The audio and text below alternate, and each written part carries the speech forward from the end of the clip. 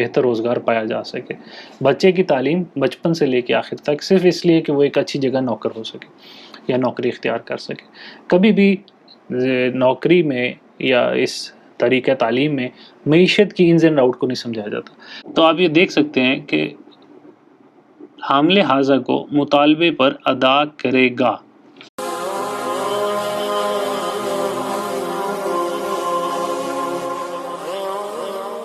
اعوذ باللہ من الشیطان الرجیم، بسم اللہ الرحمن الرحیم. السلام علیکم ورحمۃ اللہ وبرکاتہ. آپ سب کو لرن قرآن ود سلمان کی 9ویں قسط میں خوش آمدید. آج ہم سورہ المدثر کو دیکھیں گے، جو کہ نزولی اعتبار سے چوتھی لیکن ویسے 74 یا 74 نمبر ہے. اچھا، اس سے پہلے کہ ہم آگے بڑھیں، کچھ سورہ مزمل کی جو آیات ہم نے آخر میں دیکھی تھیں جس میں ولدان شیبہ کی بات ہوئی تھی، ان کی طرف تھوڑی سی میں تھوڑا سا وضاحت کرتا چلوں کہ ان کا اول مصداق قیامت کے روز یا روز قیامت ہی ہے.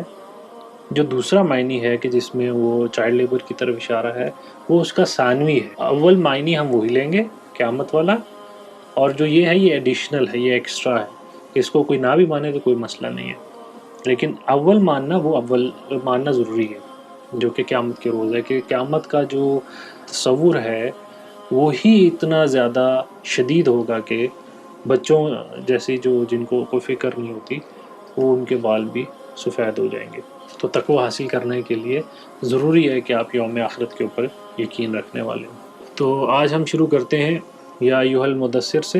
تو مدثر کے لغوی اعتبار سے 3 روپ نکلتے ہیں. عسکرن داسرن کا مطلب ہوتا ہے لشکر جرار. دسر مال کا انتظام کرنے والے کو کہتے ہیں. دسرو مال کا بہترین منتظم، صحیح انتظام کرنے والا، اس کو کہتے ہیں. اور اگر آپ ان دونوں کو ملائیں تو کیا بنے گا کہ ایک اچھا معیشت دار جو حرب کے حوالے سے بھی سوجھ بوجھ رکھتا ہو، جو کہ جانتا ہو کہ لڑائی کیسے کرنی ہے اور اس کی انز اینڈ آؤٹ، اس کے کرنے کے طریقے کو جانتا ہو.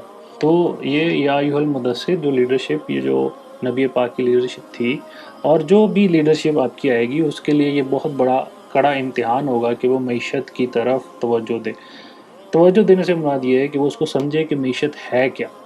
اگر میں آپ سے پوچھوں کہ جو مال ہے اور جو رزق ہے، اس میں کیا فرق ہے، مال اور رزق میں کیا فرق ہے، تو اکثر ہم میں سے اس جواب کو دینے سے قاصر ہوں گے، کیونکہ ہماری کبھی بھی اسٹڈی میں یہ چیز لائی ہی نہیں گئی کہ ہم معیشت کو سمجھیں. ہمیں بس ایک لائن کی طرف لگا دیا جاتا ہے کہ پڑھو لکھو، کیوں؟ تاکہ کسی اچھی جگہ نوکر ہو سکو. یعنی کہ پوری پڑھائی کا مقصد کیا ہے کہ بہتر روزگار پایا جا سکے. بچے کی تعلیم بچپن سے لے کے آخر تک صرف اس لیے کہ وہ ایک اچھی جگہ نوکر ہو سکے یا نوکری اختیار کر سکے. کبھی بھی نوکری میں یا اس طریقہ تعلیم میں معیشت کی انز اینڈ آؤٹ کو نہیں سمجھایا جاتا. اچھا، آپ کے لیے میں نے یہاں پہ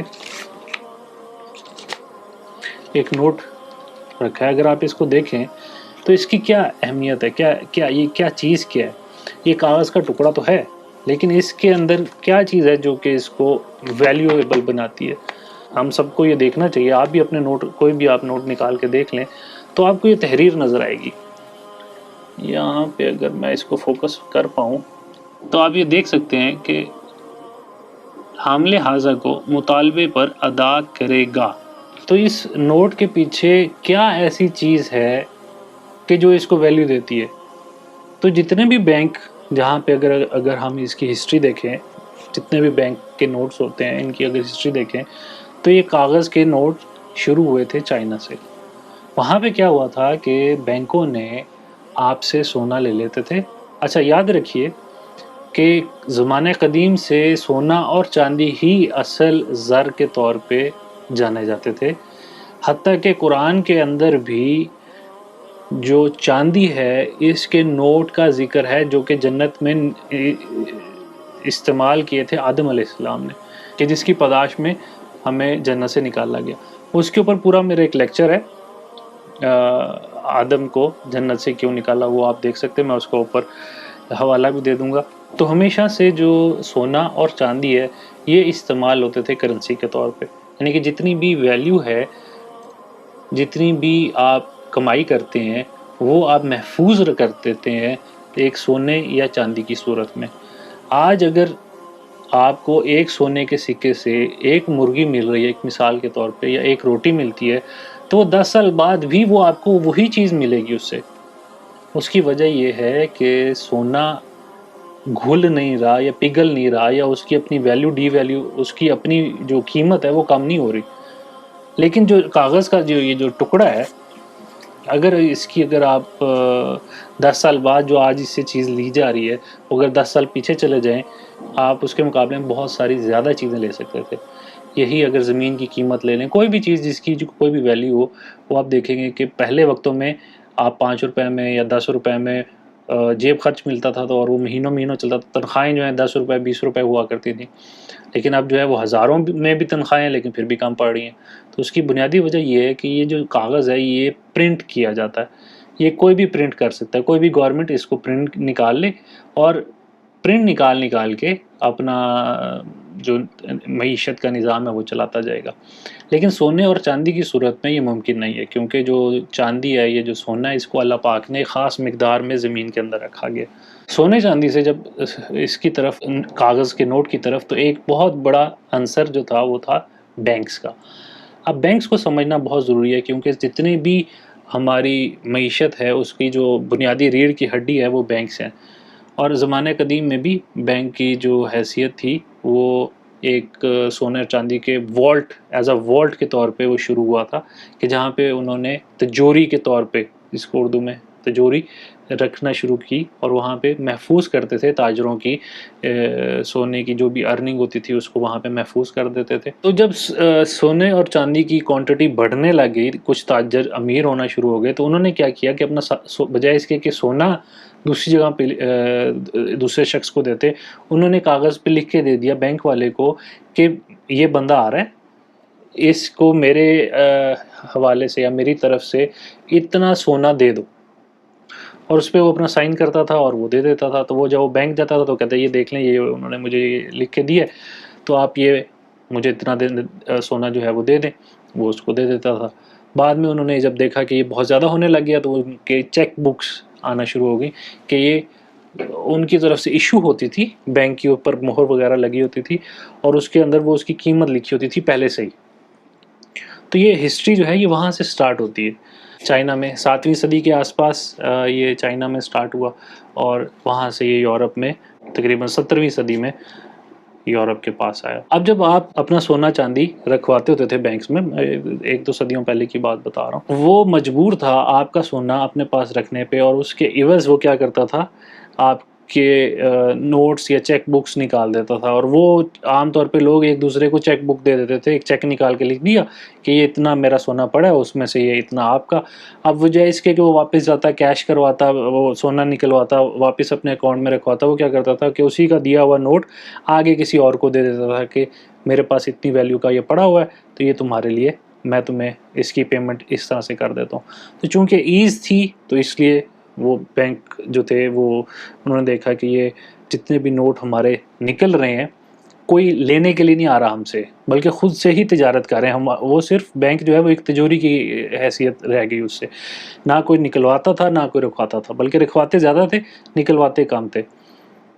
تو اس کا جب اس صورتحال کو انہوں نے دیکھا، تو انہوں نے کیا کرنا، یہ بینکرز کی طرف سے سب سے پہلے یہ کیا کام ہوا کہ انہوں نے جتنا سونا ان کے پاس جمع ہوتا تھا اس سے زیادہ نوٹ یا چیک بکس یا وہ جو چیکس ہوتے تھے وہ دینا شروع کر دیے۔ اب اگر فرض کریں 100 اینٹیں ہیں یا 100 سونے کے سکے ہیں، اور اس کے بدلے میں 100 نوٹ ہونے چاہیے، تو اس نے کچھ اضافی پرنٹ کر لیے، کیونکہ اس کو پتہ ہے کبھی بھی میرے بینک میں یہ سارے ایک وقت میں یہ سارے لینے کے لیے آئیں گے نہیں، تو ان 100 میں سے 10 ایکسٹرا اس نے چھاپنا شروع کر دیے، یعنی کہ 110 کے نوٹ مارکیٹ میں پھینک دیا۔ اب اس سے ہوا کیا کہ جن لوگوں کے پاس تو سونا تھا ان کی ویلیو اس کے بدلے میں، اب جب 10 نوٹ آئے تو ان کی ویلیو ڈی ویلیو ہو گئی، ان کا نوٹ ڈی ویلیو ہو گیا۔ کیوں؟ کیونکہ 10 نوٹ اضافی بینکر نے چھاپ کے دے دیے۔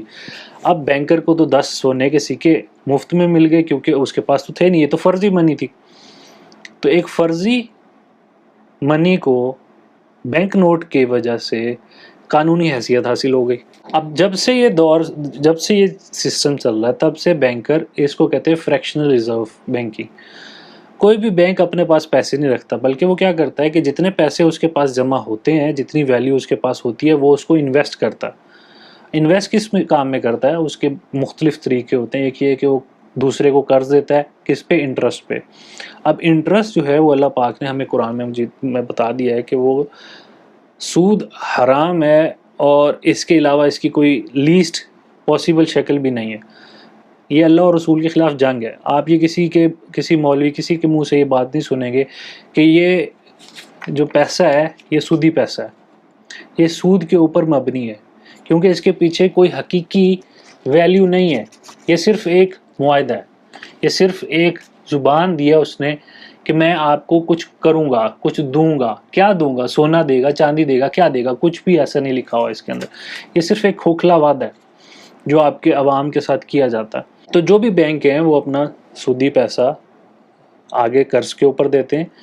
وہ قرض پھر یا تو کوئی اپنے گھر کے بنانے کے لیے لگا لیتا ہے، کوئی گاڑی خریدنے کے لیے، کوئی اپنے کاروبار میں انویسٹ کرتا ہے. کسان جو ہیں اسے بیج خرید کے اپنی انویسٹ کرتے ہیں.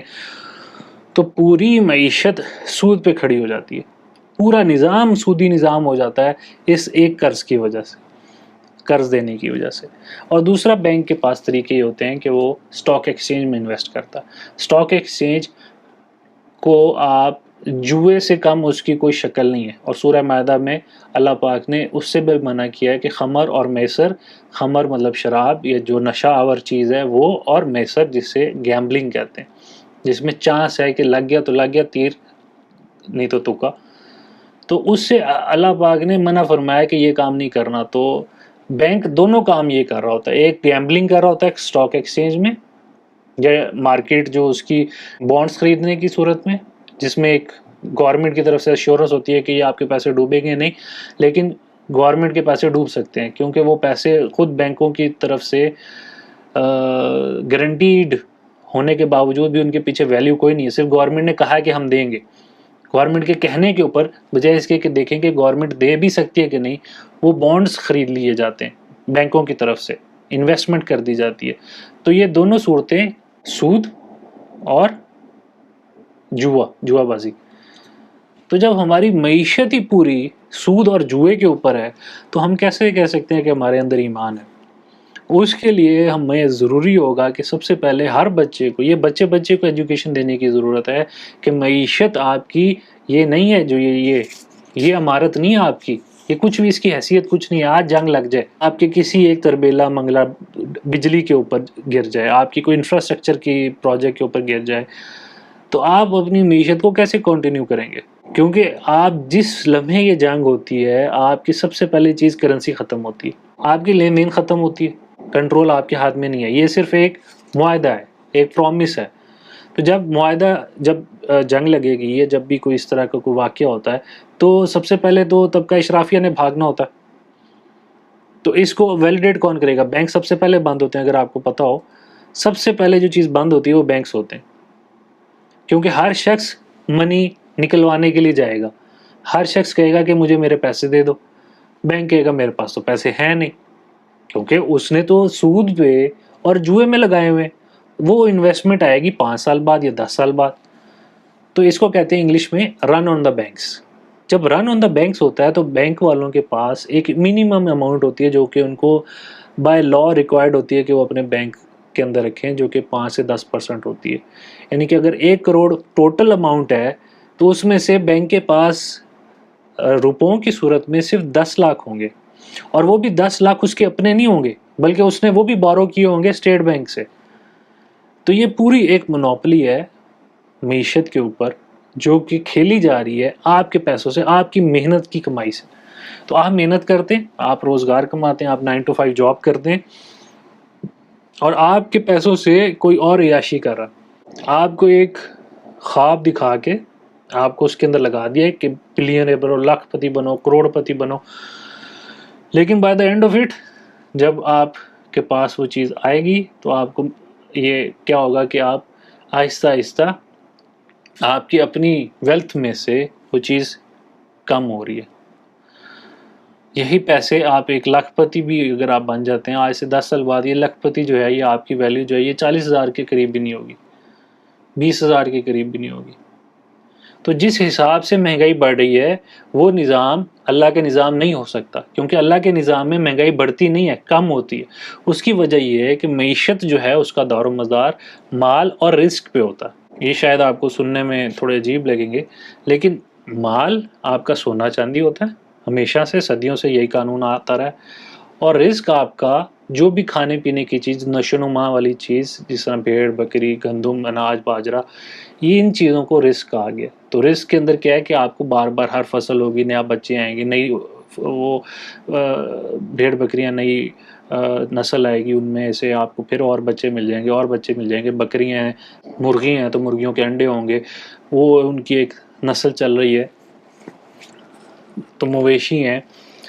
تو یہ اللہ کی اکانومی یہ 2 چیزوں پہ منحصر کرتی ہے، مال اور رزق کے اوپر۔ لیکن ہم نے اپنی جو کرنسی کو، اپنی معیشت کو منسلک کر لیا ڈالر کے اوپر۔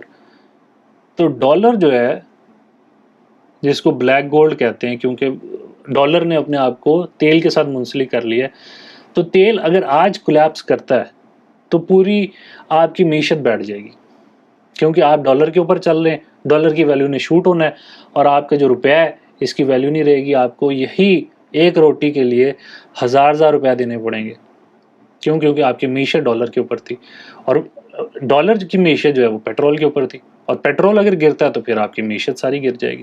اسی لیے پاکستان میں پیٹرول کی قیمت کم نہیں ہو رہی، کیونکہ اس کی بنیادی وجہ یہی ہے، کیونکہ ہمارا روپیہ جو ہے وہ ڈالر کے اوپر ڈیپینڈنٹ ہے۔ تو اگر ہم نے اپنی معیشت صحیح کرنی ہے تو سب سے پہلے ہمیں اپنے سونے اور چاندی اور یہ جو مال کا، یہ جو رزق کا یہ جو سسٹم ہے، اس کو اپنے ہاتھوں میں لینا پڑے گا، اور یہ جب تک یہ کاغذی نوٹ کے اوپر ہمارا انحصار رہے گا، ہماری معیشت کبھی ٹھیک نہیں ہو سکے گی۔ جب تک یہ سودی نظام اس کاغذی نوٹ کے ساتھ چلتا رہے گا، ہم اللہ کے بتائے ہوئے نظام کی بجائے شیطان کے بتائے ہوئے اسی ابلیسی نظام کے اندر، کہ جہاں پہ وہ آدم اور حوا کو ایک بہکا کے ایک ایسے معاشی نظام کی طرف، ایسے درخت کی طرف لے کے جاتا ہے کہ جس کے اندر سوائے ان کی خرابیوں کے، سوائے ان کے لیے ندامت کے، احساس جرم کے اور کچھ نہیں ہے۔ تو سورہ مدثر بھی جو ہے وہ اسی معاشی نظام کے اوپر ایک بہت اچھا ایک تبصرہ ہے جو کہ اللہ پاک نے کیا۔ قم فانذر، اور کھڑا اور ڈرا اور بتا اور سمجھا لوگوں کو کہ معیشت کیا ہوتی ہے۔ قم فانذر، کھڑا ہو اور بتا لوگوں کو کہ معیشت کی کیا چیزیں ہیں جو کہ آپ کے پاس اگر نہیں ہے تو آپ کی کوئی معیشت نہیں ہے۔ جیسے کہ میں نے بتایا کہ برانڈ کی 5 چیزیں مفت ہونی چاہیے ہر شخص کے لیے، اگر وہ مفت نہیں ہے تو اسلامی نظام نہیں ہے، تو ایمان کہاں سے ہوگا اس کے بعد؟ ایمان کا تقاضا یہ ہے کہ آپ برانڈ کے لیے کام کریں، لیکن اگر ہم کام نہیں کریں گے تو ہمارا شمار مومنین میں کیسے ہو سکتا؟ ہم پیدائشی مسلمان ضرور ہو سکتے ہیں، ہم اپنے آپ کو امتی امتی کہنا شروع کر دیں، ہمارے کہنے سے، جس طرح کہ ہم نے سورہ القلم میں دیکھا تھا، کہنے سے کچھ نہیں ہوتا، کہتے رہو۔ کیا ہمارے لیے وہی اللہ پاک کریں گے جو کہ ہماری خواہش ہوگی، ہماری چاہت ہوگی کہ اللہ ہمیں نبی پاک کا صلی اللہ علیہ وسلم کا امتی بنا دے؟ کیا کہنے سے ہو جاتی ہے چیزیں، یا اس کے لیے عمل کرنا پڑتا ہے؟ اس کے لیے اللہ پاک نے کہا ہے کہ سود کے خلاف اللہ اور اس کے رسول کی جنگ ہے۔ تو ہم تو نہ تو اس کے خلاف کوئی جنگ کر رہے ہیں، نہ اسٹیٹ بینک کے خلاف کوئی جنگ کر رہے ہیں، ہم تو بڑے مزے سے ایک ریس کے اندر بھاگ رہے ہیں جس کے اندر ہر ایک کا مقصد کیا ہے؟ زیادہ سے زیادہ نوٹ کمانا۔ ہماری تاجر برادری دیکھ لیں، ہماری کوئی برادری دیکھ لیں آپ، چاہے وہ ڈیفنس سے ریلیٹڈ ہو، چاہے وہ وکالت سے ہو، چاہے وہ ہاسپٹل، کوئی بھی آپ جو 5 چیزیں مفت ہونی چاہیے تھیں ان سب انڈسٹریز کو آپ نکال کے دیکھ لیں، ہر کوئی پیسے کے پیچھے بھاگ رہا ہے کہ جو سود اور جوئے کے اوپر قائم ہے۔ اور آپ یہ کبھی خطبہ سنیں گے نہیں، کوئی یہ چیز بتائے گا نہیں، قرآن کی تفسیر میں یہ چیز لکھی نہیں جائے گی کہ ان کو چھپا دیا جائے گا یا ایسے الفاظ میں ڈھال دیا جائے گا کہ جس سے آپ کو سمجھ نہ آئے۔ تو کلمہ حق یہ ہے کہنے کا کہ جو حق ہے وہ آپ کے سامنے لایا جائے۔ اب ڈسکس کیا ہو رہے ہوتے ہیں ٹی وی کے اوپر، دوسری جگہوں پہ، کہ جی نماز ہو جاتی ہے اگر ٹخنے سے اوپر۔ بھائی تمہاری زندگی کی معیشت ہو جاتی ہے کیا حرام کھانے سے؟ تم مسلمان ہو جاتے ہو؟ پہلے مسلمان تو پھر ٹخنوں کے اوپر بات کر لینا۔ ایمان تو آیا نہیں، رزق حلال ہے نہیں ہمارے پاس، تو حرام کھا کے ہم کیسے اپنے آپ کو مسلمان کہہ رہے ہیں؟ تو اسی لیے جو نزولی ترتیب ہے، جس ترتیب میں اللہ پاک نے قرآن کو نازل کیا ہے، ہمیں بھی ضروری ہے کہ ہم بھی اسی طریقے سے سٹیپ بائی سٹیپ ایک ایک کر کے حرام چیزوں کو دور کرتے جائیں اور حلال چیزوں کو، حلال معیشت کو، حلال رزق کو، حلال مال کو اپنی زندگیوں میں انٹروڈیوس کروائیں۔ جب تک وہ نہیں کریں گے اللہ کا عذاب سونر اور لیٹر آ کے رہے گا۔ تو جس نے بھی انکار کیا اللہ کے، وہ چاہے فرعون ہو، چاہے اپنے وقت کا بڑے سے بڑا کیوں نہ سپہ سالار ہو، اس نے منہ کی کھائی ہے، اس نے عذاب کا مزہ چکھا ہے۔ تو کیا ہم بھی انتظار کریں عذاب کا؟ کیا ہم میں بھی کوئی ایمان لانے والا ہے؟ تو یہ دعوت، قرآن کی دعوت آپ سب کے لیے ایمان کی دعوت ہے کہ درس قرآن سن سن کے، یہ جتنے بھی یہ رمضان ٹرانسمیشن چل رہی ہے اور یہ جتنے بھی یہ لوگ چل رہے ہیں، خدا رہا ان سے نکلیے اور اس طرف آئیے جس طرف آپ کو ایمان کی پہلی سیڑھی پہ قدم نہیں رکھا ہم لوگوں نے، اور ہم ایمان کی آخری سیڑھی، داڑھی کیسی ہونی چاہیے، ظاہری لب و لباس لہجہ کیسا ہونا چاہیے، اس کی طرف آتے ہیں۔ جب نیل پالش کرنے سے وضو ہو جاتا ہے کہ نہیں؟ وہ بھائی ایمان صلات پہ تو آؤ نا، سب سے پہلے صلات کیا ہے، وہ بھی اس میں آتا ہے۔ صلات کیا ہے؟ سورہ مدثر میں ہم دیکھیں گے صلات کہتے کسے ہیں۔ تو صلات کی غایت، اس کی مقصد، اس کی مقصدیت کو ہم نے بلا کے ہم ظاہری اس کے اوپر آ چکے ہیں کہ ظاہری میں کیسی چیزیں نظر آنی چاہیے، اندر ہو نہ ہو ظاہر سے تو آپ کو ایک چیز نظر آنی چاہیے۔ تو اللہ پاک ہم سب کو ایمان والا بنائے، مومن بنائے۔ ایمان جب تک ہمارے پاس نہیں ہوگا ہم کچھ نہیں کر سکتے۔